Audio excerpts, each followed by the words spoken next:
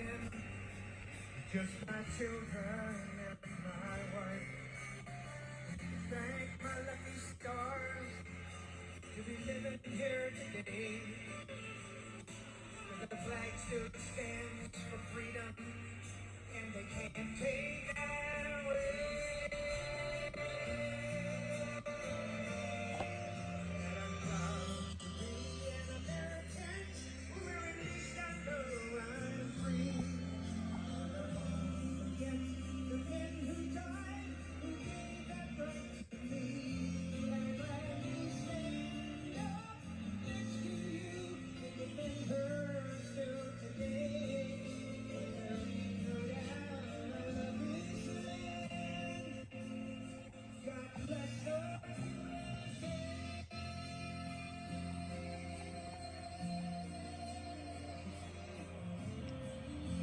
For America, for Charlie Kirk.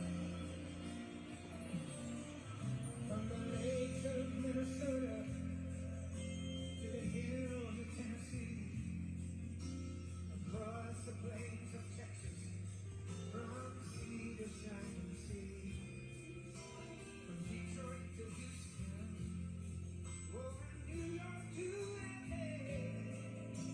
There's pride in every American heart, and it's time we stand and say.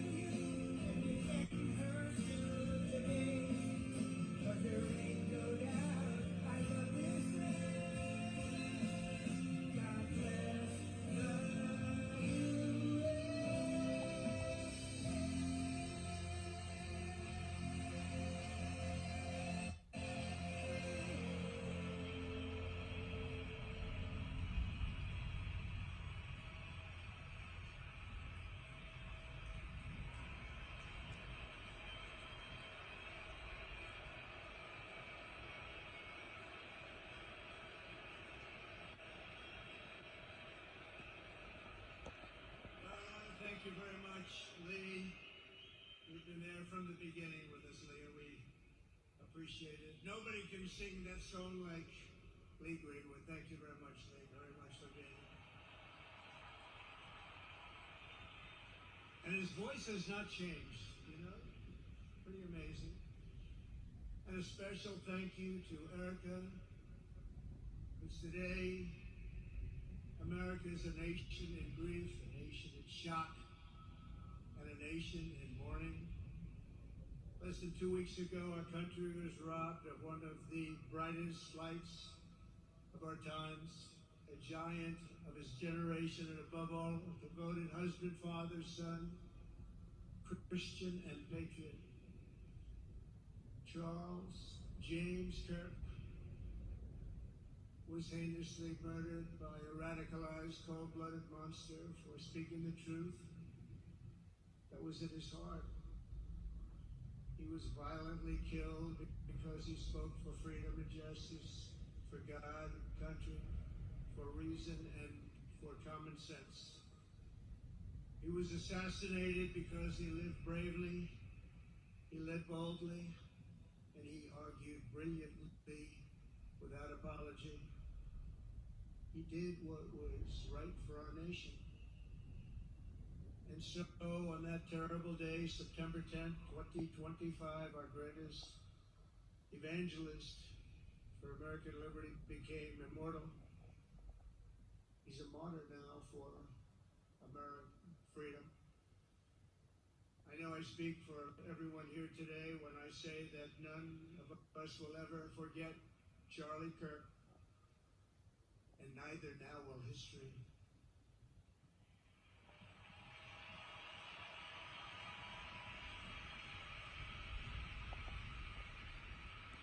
Because while Charlie has been reunited with his Creator in heaven, his voice on earth will echo through the generations, and his name will live forever in the eternal chronicle of America's greatest patriots.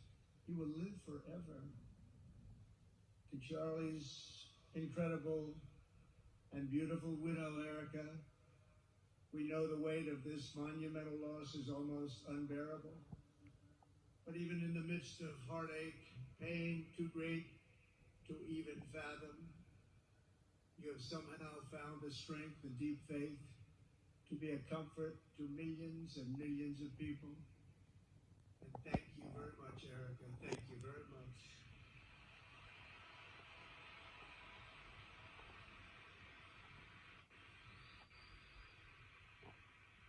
Today, an entire nation wraps its loving arms around you, beautiful children. We share in your immense and overwhelming sorrow, and we vow that we will do everything we can to ensure that your children grow up in a land where their father is honored and revered as a great American hero. That's what he is.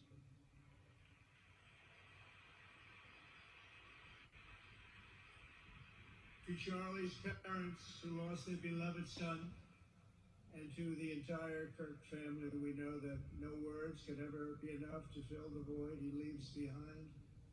That's a void that just can't be filled. But I hope the extraordinary outpouring of emotion over these past 11 days has comforted you with the knowledge that your son brought more good and love into this world in his 31 short years than most people, even very, very successful people, can bring in a lifetime.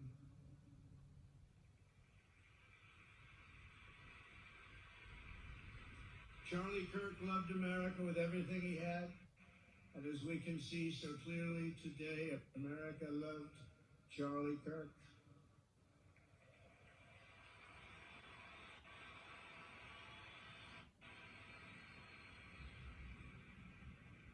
And he could always draw a big crowd. Look at this today. Look at what's gone on. This is a big crowd.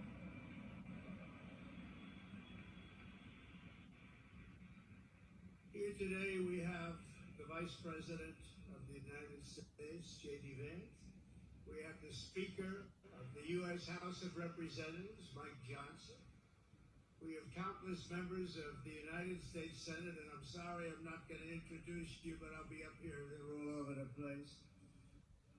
And likewise, the House of Representatives, they're all over this big stadium. This is not an arena, this is a stadium. Our great cabinet and the stadium packed with rafters of people, not to mention the one across the street that also has tens of thousands of people, and they're watching us on screen right now.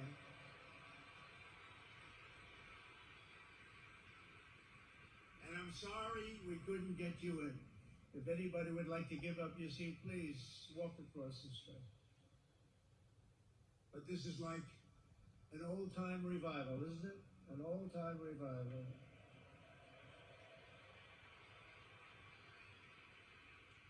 For millions of Americans, especially young people, it is agonizing and unthinkable to say goodbye to a patriot whose heart still had so much to give. It's so much. Raised in the suburbs of Chicago, Charlie was filled with a patriotic spirit from his youth, and he was an all-American in everything he did. And one of the last things he said to me is, "Please, sir, save Chicago."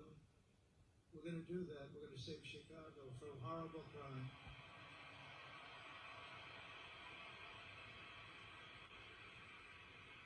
In high school, He was the quarterback of the football team and the captain of the basketball team. He was a good athlete. A lot of people don't know that about Charlie. He was an Eagle Scout who spent his school lunch breaks listening to another champion for liberty, somebody that he greatly admired, Rush Limbaugh.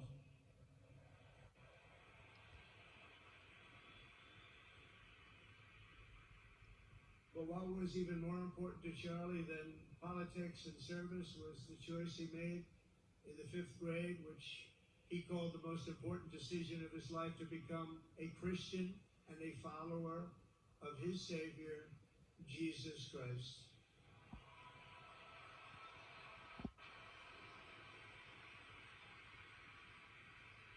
Inspired by faith and his love of freedom, Charlie did something remarkable when he was just 18 years old. On the advice of a mentor who told him to put off going to college because he was doing so well, he devoted his life to converting young people to the conservative cause. How did he do? Take a look. How did he do?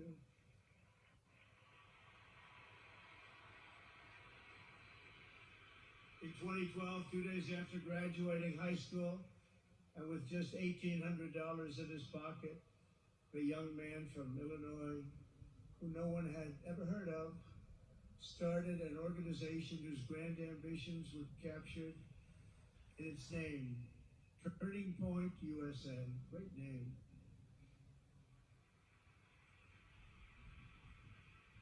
And I have a feeling it's going to be bigger and better than ever before. But does that make sense? It's going to be bigger and better than ever before. Look at what's happening.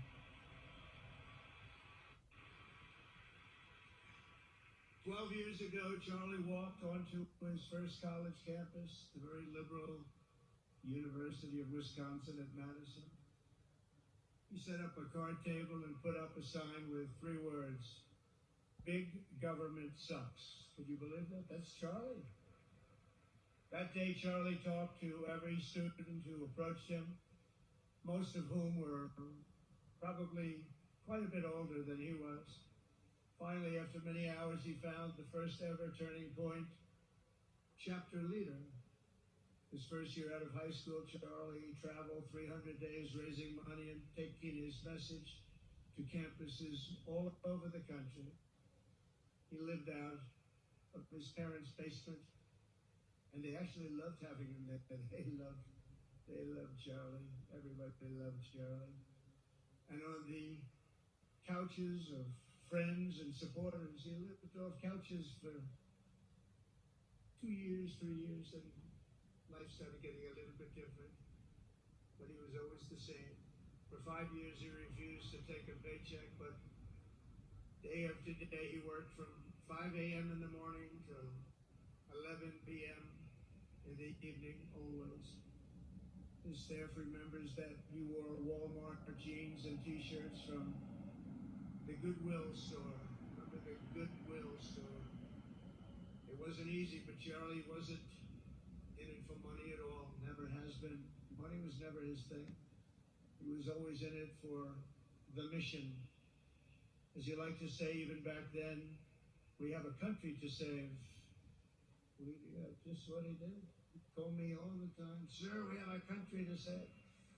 I said, "Charlie, thanks very much for telling me that. I appreciate it."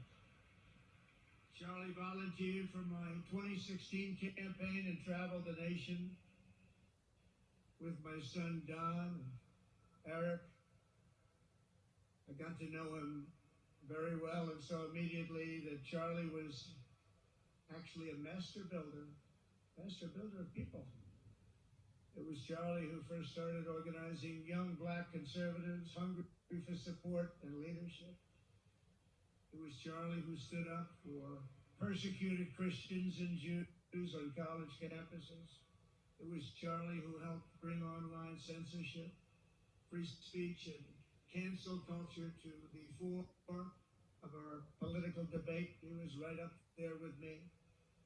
It was Charlie who helped unite MAGA, and you know what MAHA is? That's right, Make America Healthy Again. And tomorrow we're going to have one of the biggest announcement, really medically, I think in the history of our country. We're going to be doing it with Bobby and Oz and all of the professionals. I think you're going to find it to be amazing. I think we found an answer to autism. How about that? Autism tomorrow. We're going to be talking in the Oval Office in the White House about autism, how it happens, so we won't let it happen anymore, and how to get at least somewhat better when you have it, so that parents can help their child, their beautiful child. That's a big one. I've been bugging everybody over there, get the answer to that. You know, 20 years ago, 1 in 10,000 were born with autism. 20 years ago. The most recent survey says 1 in 12. How bad is that? That's for young boys, baby boys, but also girls a little bit better. It's about 1 in 20. We can't, because obviously there was something really wrong, and we think we know what that is. It's going to be, I think it's going to be one of the most important news conferences I'll ever have, and I look so forward to it.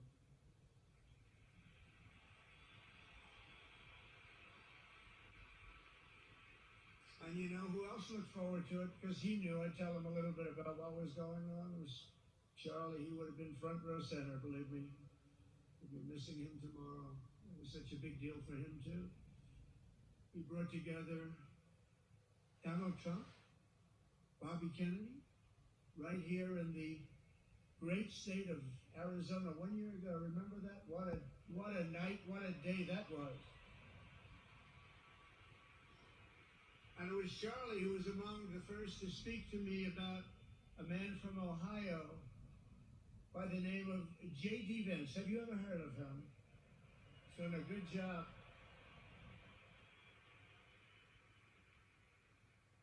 But Charlie would often call me, sometimes the night before a big event, the other side of the country. And it asked me, it'd say, do you think you could come and speak at the event? The following day, right? I'd say, Charlie, give me a break. I'm the President of the United States.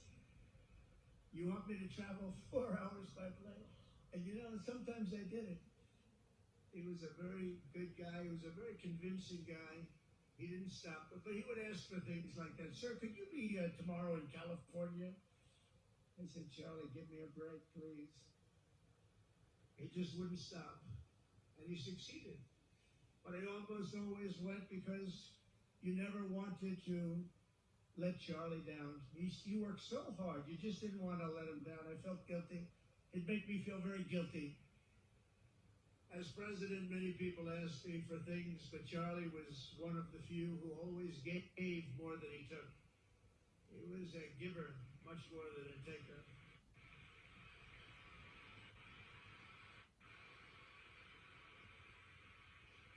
And no matter how big Charlie became, no one was too small for him to notice. He was good to everybody. Didn't matter. Several years ago, a fourth grader asked Charlie to appear on his podcast, which was probably only watched by the parents of that fourth grader. And Charlie, who was actually pretty hot at the time, to be honest, he agreed, and the boy asked for advice. Charlie replied, the left. I call it the radical left. I call it sometimes the radical left lunatics. And Charlie didn't say that. He called it the left. He was probably right, but I can't help it. I can't. So he said the left, radical left lunatics, may have all the money in the world, but they can never outwork me. I will wake up as early as I need to about himself. I will stay up as late as I need to, and I will never stop fighting for our country. And he did this until his dying breath. That's what he was doing. That's what he was doing. Think of it. Wow. What a horrible moment. I was in the Oval Office when I heard they came in, and it was like a surreal experience, a terrible, terrible. I had some very big people in the Oval Office, and I was in the midst of a very important conversation for our country. Big people, the biggest. And I said, you have to leave now. When they told me that, they told me in front of a group of very powerful people. I said, you have to leave now, right now, please. Right now. You have to leave. Go. By his own determination and skill, Charlie Kirk built Turning Point from his humble beginnings, the beginnings that nobody believed could ever end up something like this, into a great movement and a juggernaut of American politics. And you know, we have a massive stadium loaded up with people, but he got tremendous crowds before he had this kind of horrible news and before we had to hear what happened so terribly. He delivered more than 250 speeches a year at over 200 colleges and universities, and that was at a time when it was not really vogue to go to colleges and universities if you were a conservative. It really took great courage. And we used to talk, and I said, you know, I think they're much more conservative than we know, and he agreed, but it just wasn't something that was happening because the radical left would do very bad things, very dangerous things. But Charlie set up chapters on 2,200 campuses and spoke at more than 1,000 churches. He launched a podcast and radio show that grew to an audience of 1 million Americans a day, one of the bigger shows on radio.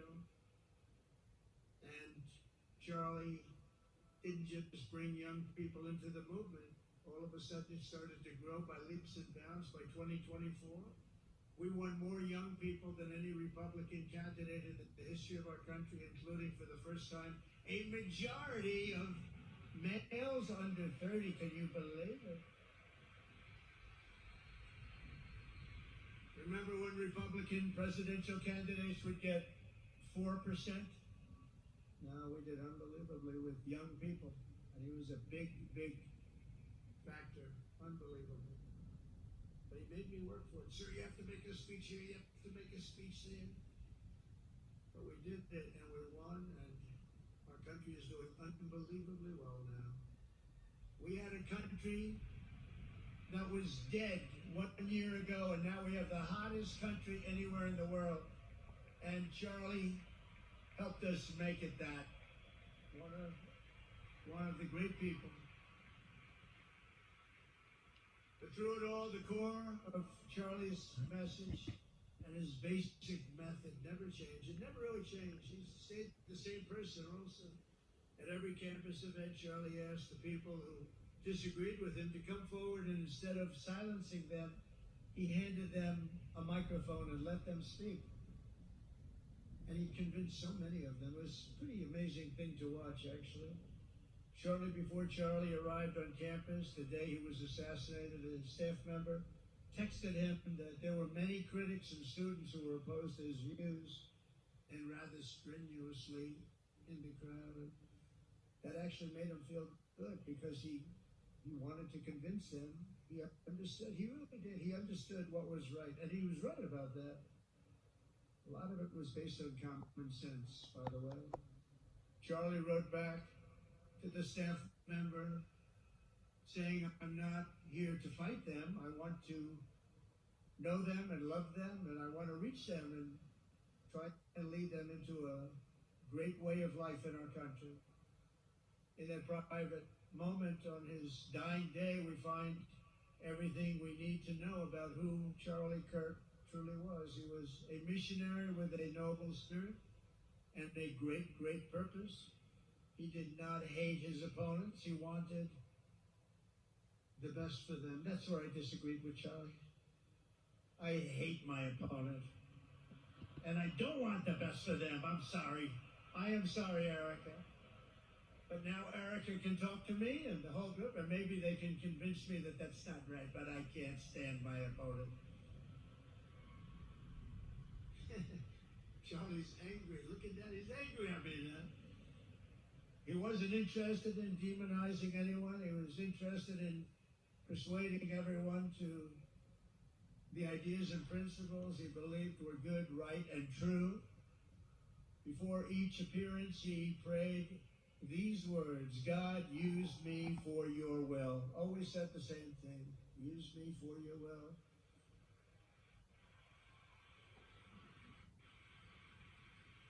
And that is exactly what God did. When you think, that's exactly what he did. The more success Charlie had, and he was getting more and more successful, the more dangerous his mission became. On campuses all over the country, his quest for open dialogue was met with menacing hate. There were bomb threats, pulled fire alarms, and countless rage-filled radicals who tried to shout him down. It was nasty. I used to say, Charlie, this is nasty stuff you're doing. At one event, police had to build barricades to protect students from an angry mob of thugs. Many of these people, by the way, are paid a lot of money to do this. They're agitators. They're paid agitators. Remember that. When you see they all have the same beautifully printed sign, every sign is identical, comes out of a top-level print shop. That's not the signs that are made in somebody's basement. Those are paid for by very bad people, and hopefully we're going to be finding out through the DOJ who those people are.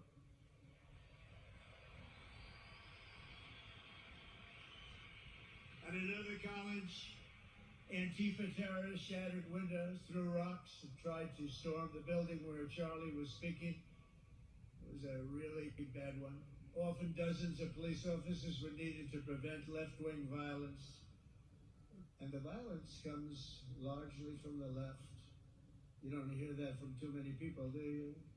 And virtually every day for years, before he was murdered, Charlie received these horrible death threats.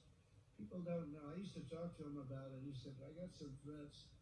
He always felt that when they actually made the threat, they were not the ones to worry about. The ones to worry about were the ones that don't make the threats. I think you know what I mean. He knew the risk, but he and I shared a certain motto: never back down and never ever surrender. Just don't surrender, never back down. He believed in it so strongly. So strongly. And he's right. He's totally right. The radicals and their allies in the media, sometimes referred to, as my son said, the fake news media, tried to silence Charlie for a simple reason: because he was winning, and he was winning big. He was taking over college campuses, colleges that had, in theory, only very liberal, or as they like to say, progressive. I call them liberal, but they like to call themselves, it's such a beautiful word, progressive. They're the opposite of progressive, if you think about it. But they were really nasty, and he would go into these colleges. All of a sudden, within 2 years, 3 years, they turned into bastions of conservatism. It was really quite amazing to see.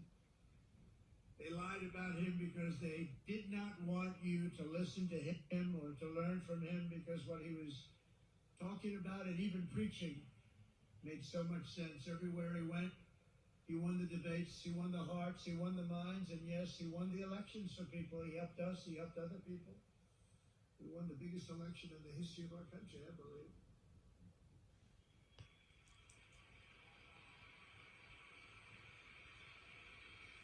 Charlie Kirk was without a doubt among the most influential figures in the most important election in the history of our country. The election of, that beautiful day, November 5th, 2024. Do you remember that day? It was 9 months ago. What a day that was. I mean, we had a pretty good day in the first one. And I must tell you, on the second one, we had a phenomenal day. But a lot of bad things happened. And now that's not even questioned. They cheated like dogs, but we got them back, didn't we, huh? Got them back. But we owe Charlie a profound and eternal debt of gratitude now. Just like Charlie and Erica made Turning Point hot, We are looking at a country that has the chance to attain a level like never before. Tariffs are making us rich again, richer than anybody ever thought was possible. And the only one challenging them are people that hate our country or foreign countries that are paying a price, because they did the same thing to us for years. They took advantage of us, but we're making money, we're becoming richer and richer, and we're taking care of our people better and better when we do that. And we can take care of other countries better and better, but we're doing unbelievably well. The tariffs have really been a hold. The election saw the money. He saw what was coming into our country, and we can use that for Medicare, Medicaid, Social Security, all of these things that we fight so hard for. And that's exactly what's happening. The numbers are incredible. When the news finally came out on election night last November that the race was officially won, came out pretty early in the night. Charlie was live on camera. In that moment, he was overcome with emotion. I've never seen him like this. He was so happy. For a long while, he said nothing. His eyes were filled with tears, and then he buried his face in his hands, and he started crying. That wasn't the Charlie I knew, but in thinking about it, it actually was the Charlie I knew, because he had a tremendous heart. He just wanted what was good for our country, and he saw us going in such a horrible direction.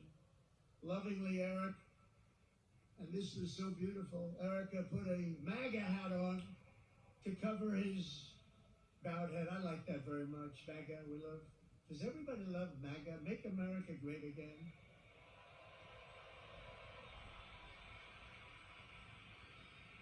When Joe Biden used to get up, remember the speeches? We will stop MAGA. We will stop MAGA. You know, he could barely get the words out. We will stop. I said, can somebody inform him that MAGA means make America great again? How do you say you're going to stop it? And Charlie understood that. When Charlie finally looked up and spoke, he smiled through the watery eyes and simply said, I am humbled by God's grace. That was his statement that night. I was watching him. I was very impressed, actually. It showed he had a big heart. Every single American should take a long, hard look at the twisted soul and dark spirit of anyone who would want to kill a young man as good as Charlie. To kill anybody, but to kill a man like this, he didn't deserve this. He didn't deserve this. Our country didn't deserve this. And anyone who would make excuses for it are just out of their mind. Charlie's murder was not just an attack on one man or one movement. It was an attack on our entire nation. That was a horrible attack on the United States of America. It was an assault on our most sacred liberties and God-given rights. The gun was pointed at him, but the bullet was aimed at all of us. That bullet was aimed at every one of us.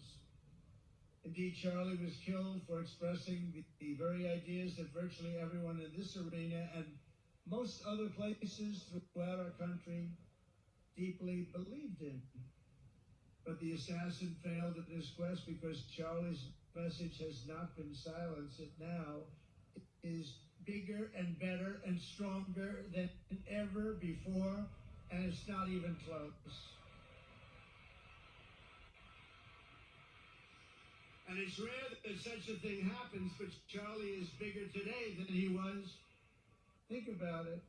Just 2 weeks ago, he's bigger today than he was 2 weeks ago. Now, that may not help his friends and loved ones, of which there are so many. It may not help Erica and those beautiful children who have to suffer so horribly through this moment, but they know it's true. He's bigger now than ever before, and he's eternal. He's eternal.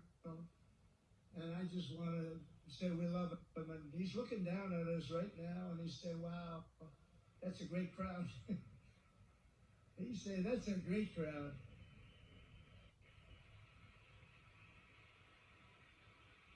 And it's a great crowd of patriots. But that's why I will soon award Charlie the nation's highest civilian honor, the Presidential Medal of Freedom. It's the highest civilian honor.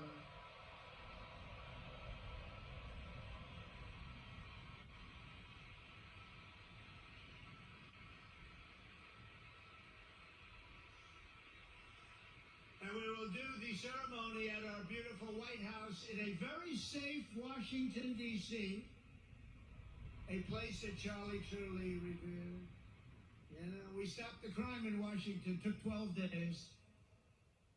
Now you can go to restaurants. You can walk down the middle of the street with your wife.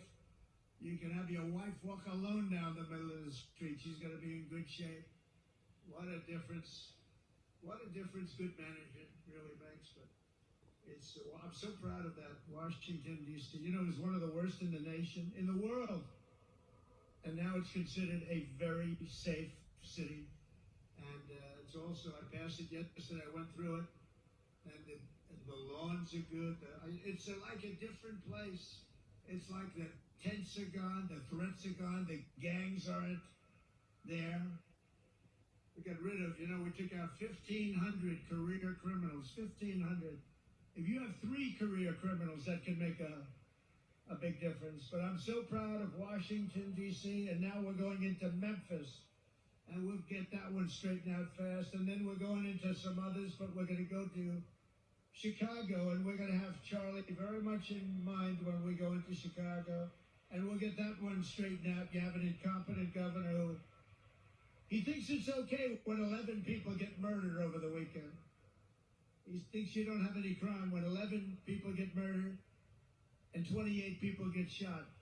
He says he's got crime. No, they don't have it under control, but we'll have it under control very quickly. So we're going to be doing that. And Charlie loved what we were doing. He was so proud of what happened. He was there to see it. He's so proud of what happened in Washington, D.C.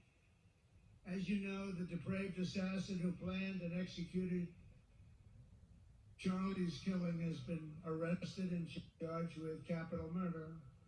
God willing, he will receive the full and ultimate punishment for his horrific crime. Terrible thing. Because you can't let that happen. You can't let that happen. You can't let it happen to a country. The Department of Justice is also investigating networks of radical left maniacs who fund, organize, fuel, and perpetrate political violence. And we think we know who many of them are. But law enforcement can only be the beginning of our response to Charlie's murder. Over the last 11 days, we have heard stories of commentators, influencers, and others in our society who greeted his assassination with sick approval, excuses, or even jubilation. You've heard that. So have I. Couldn't believe it. Some of the very same people who spent the last 8 years trying to sit in moral judgment of anyone who disagreed with them about politics suddenly started cheering for murder. Incredible. You know the names. They're major losers, by the way. That will be proven out in a short period of time. Some of the very people who call you a hater for using the wrong pronoun were filled with glee at the killing of a father with 2 beautiful young children. And the same commentators who this week are screaming fascism over a canceled late-night TV show where the anchor had no talent and no ratings, last week were implying that Charlie Kirk deserved what happened to him. No side in American politics has a monopoly on disturbed or misguided people. But there's one part of our political community which believes they have a monopoly on truth, goodness, and virtue, and concludes they have also a monopoly on power, thought, and speech. Well, that's not happening anymore. We've turned that corner very quickly. Tragically, atrocities of this kind that we saw in Utah, of all places, are the eventual consequence of that kind of thinking. If speech is violence, then some are bound to conclude that violence is justified to stop speech. And we're not going to let that be justified. The tradition of reason and open debate that Charlie practiced is not a pillar of our democracy. In many ways, it's the basis of our entire society. It's the right and inheritance of every free American, the greatest legacy of the Enlightenment, and among the most treasured achievements of civilization. We will defend it at all costs, and we will carry forward the torch of liberty that Charlie Kirk held so proud and so high. He was so proud, and he did hold that torch high. We will never, ever let it fail. We will never let it fail. But we're going to raise it higher than ever before. It's going to be raised, and this is the beginning. Perhaps it should be no surprise that Charlie, who spent his life speaking with the critics of these traditions, ultimately became convinced that we needed not just a political realignment, but also a spiritual reawakening. We did. And we have to bring back religion to America, because without borders, law and order, and religion, you really don't have a country anymore. We want religion brought back to America. We want to bring God back into our beautiful USA like never before. We want God back.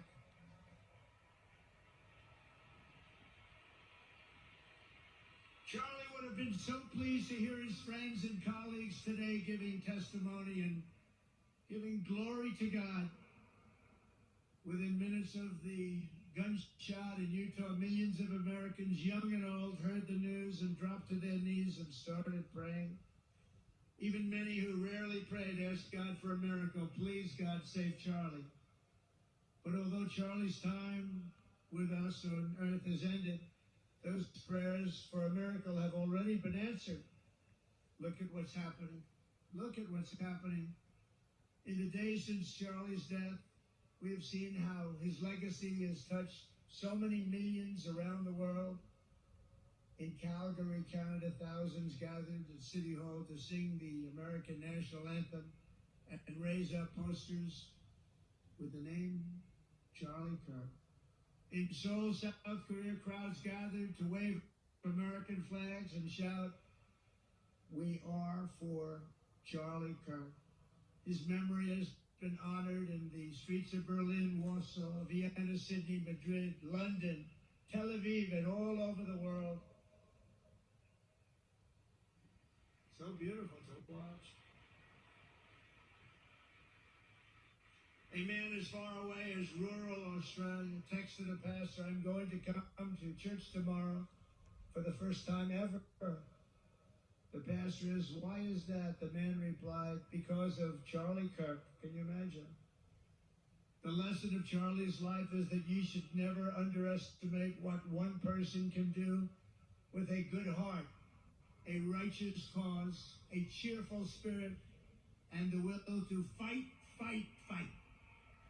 Have to fight. We're saving our country. And Charlie's a big factor, such a big factor. Charlie Kirk started with only an idea to change minds on college campuses, and instead he ended up with a far greater achievement, changing history. He changed history. Today, Charlie Kirk rests in glory in heaven for all eternity. He has gone from speaking on campuses in Wisconsin to kneeling at the throne of God, where he is right now.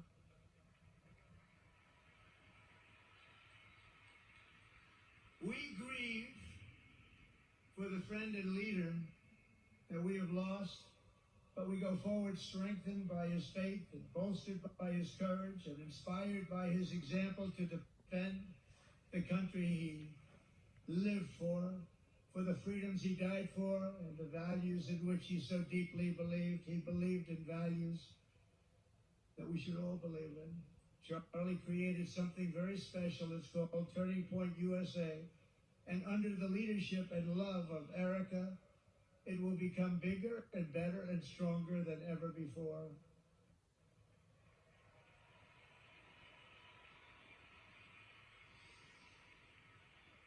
So, Charlie, we all want to thank you.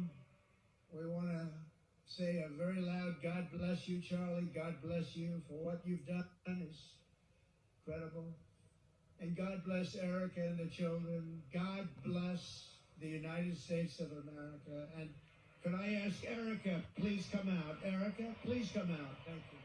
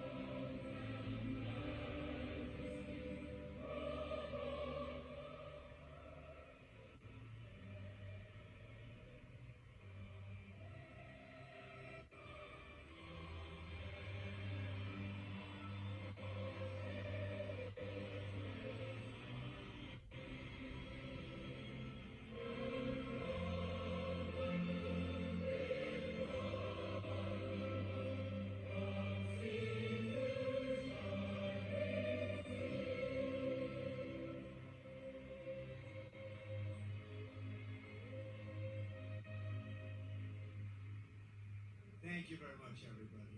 Thank you very much, and good luck.